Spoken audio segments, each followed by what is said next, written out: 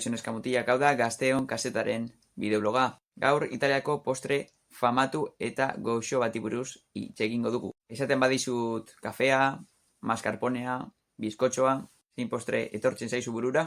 Bai, gaur tiramisua Italian jaio zen, gutxi gora bera 17. mendean. 5 osagaiez osatuta dago.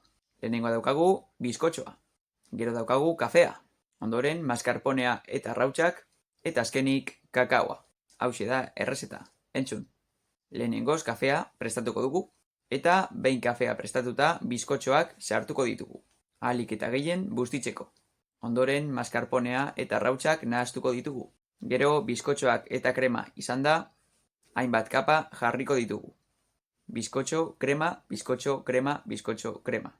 Hori egin eta gero hozkailuan sartuko dugu.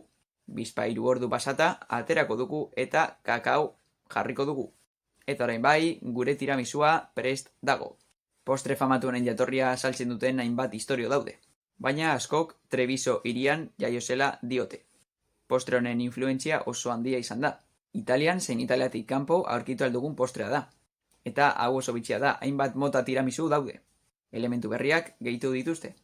Esaterako matxatea, fruitu gorriak, intxaurrak, edota txokolate zuria. Baina ospe handien duen errezeta jatorrizkoa da. Demagun, afaldu ondoren, nekatuta zaudela, tresnak garbitu dituzula, eta hozkailua irekitzean bertan dago. Zure zain dagoen tiramisua. Eta zuri, gustatzen alzaizu tiramisua? Noizbait probatu alduzu? Eta garrantzitsuena, zein osagai gehituko zenioke? Hau izan da Gazteon kazetaren bideobloga.